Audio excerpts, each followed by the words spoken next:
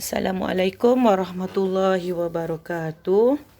Okay, apa khabar anak-anak murid Ustazah pada petang ini? Diharap semua dalam keadaan sihat walafiat dan semuanya bersedia untuk belajar pelajaran fiqh. Okay, sebelum kita memulakan pelajaran kita pada petang ini, kita mulakan dengan bacaan doa sebelum belajar. Bismillahirrahmanirrahim. Allahumma aftah alaina hikmataka wanshur alaina min huzaini rahmatika ya arhamar rahimin. Rabbi shrah li sadri wa yassir li amri wahlul 'uqdatam min lisani yafqahu qawli. Okey, sebelum Ustazah teruskan tajuk pada hari ini, okey, Ustazah nak kamu tonton dulu video yang Ustazah nak paparkan. Itik tok wi mandi dalam kolam, sakit apa tok wi sakit sendi, tulang ubat apa tok wi ubat limau, lelam sakit apa tok wi sakit sendi tulang. Jamal, berhenti. Ada apa pula ni, Dut? Kau berhenti ajalah.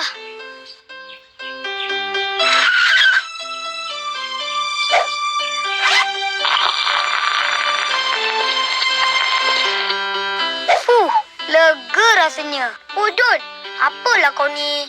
Dahlah kerja berdiri, tak basuh pula tu. Pengotor betul lah kau ni. Alah, aku bukannya buang air besar. Aku cuma buang air kecil ajalah. Lah, kau tak belajar istinja ke? Istinja tu apa pula? Macam mana kau nak solat ni? Kalau istinja pun tak tahu. Aku bukan tak tahu, tapi belum belajar lagi. Samalah tu.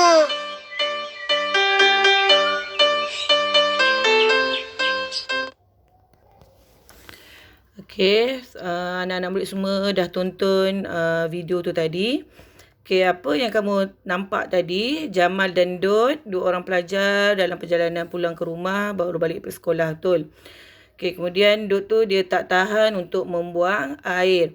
Tengok keadaan Dut tu, tengok dia membuang air pun secara berdiri, tak ada adab, dan juga dia tidak menyucikan setelah dia membuang air kecil. Okey, itu maknanya dia tidak beristinja, dia tidak membersihkan. Okey. Untuk Ustazah teruskan pelajaran hari ini. Okey, kita teruskan dengan tajuk istinja. Okey, istinja. Okey, apa pengertian istinja? Okey, fahamkah betul-betul? Okey, ikut Ustazah baca.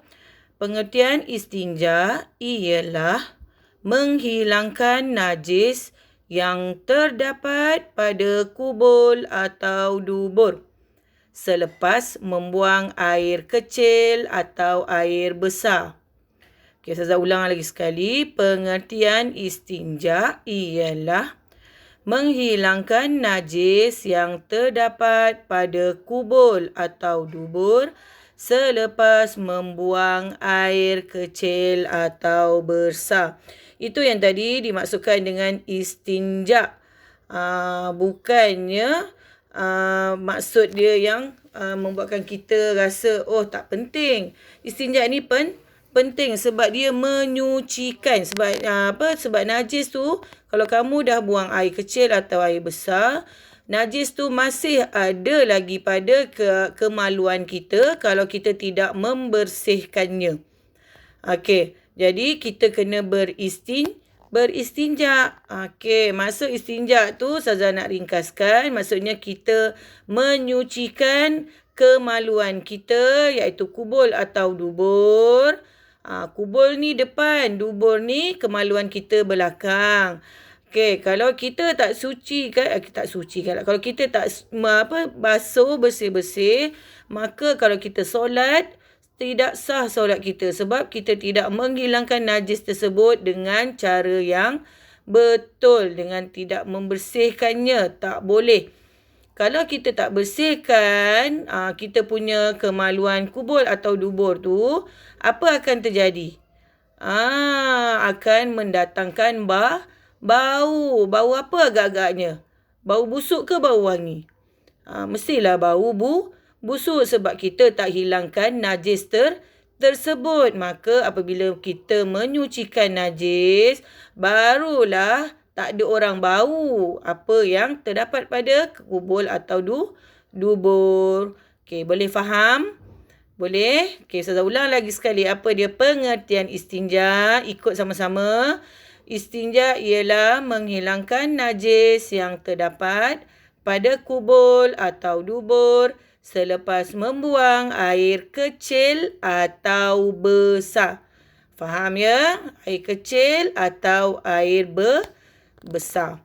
Okey, Ustazah masuk pada tajuk tajuk kecil yang seterusnya, iaitu hukum istinja. Okey, apa yang dikatakan dengan hukum istinja? Hukum istinja ni ialah wajib bagi setiap umat Islam. Maknanya hukum ni wajib bagi setiap umat Islam untuk beristinja. Okey. Beristinja wajib dilakukan sama ada dengan air atau batu. Tetapi menggunakan kedua-duanya sekali adalah lebih afdal. Okey, iaitu lebih baik selepas qada hajat, iaitu membuang air kecil atau air besar. Okey, faham ya? Hukum istinja ialah wajib kita buat bagi orang Islam tu. Sebab kalau kita tengok, kalau kita pergi tempat tandas awam, kita nampak bangsa lain, kadang dia tak cuci. Kadang dia lepas dia buang je, dia terus je pakai seluar apa semua. Jangan, kita sebagai orang Islam, kita wajib membersihkan kita punya alat sulit ke anggota kita. Orang kata, maknanya kita menjaga setiap anggota kita dengan keadaan baik. Itu pun dah mendatangkan pahala. Okey, ingat, hukum istinja ialah wajib. Okey, kita boleh gunakan apa tadi? Okey, kita boleh menggunakan air mutlak ataupun batu. Okey, tahu kan air mutlak? Kita dah belajar dah hari tu. Jenis-jenis air mutlak yang kita boleh guna, yang kita dah menyanyi, yang kita dah boleh faham. Okey, tujuh jenis air mutlak tu kita boleh membuat beristinja, kita boleh menyucikan.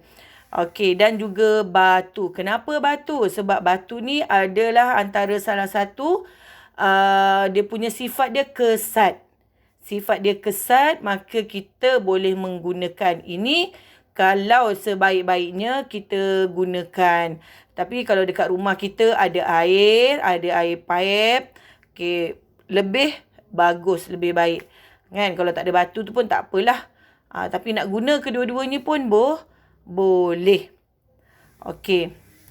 Boleh faham? Boleh. Okey, saya ulang lagi sekali apa dia pengertian istinja, nak bagi kamu ingat balik. Iaitu, ingat, pengertian istinja ialah menghilangkan najis yang terdapat pada kubul atau dubur selepas membuang air besar. Okey, dan hukum melakukan istinja ialah wajib ke atas setiap umat Islam. Bila umat Islam mesti kita wajib hukum ni, tak boleh. Jangan ikut bila kita pergi tempat awam, kita tengok bangsa lain tak cuci, kita pun ikut tak cuci. Jangan macam tu. Okey, Ustazah harap apa yang Ustazah terangkan, 2 tajuk kecil hari ini, kamu boleh faham. Okey, kita akan berjumpa lagi pada PDPR yang selanjutnya. Okey, Ustazah doakan kamu sentiasa dalam keadaan sihat. Okey, semoga kita dapat lagi bertemu di lain masa dan waktu. Okey, sekian. Wabillahi taufiq wa hidayah. Wassalamualaikum warahmatullahi wabarakatuh.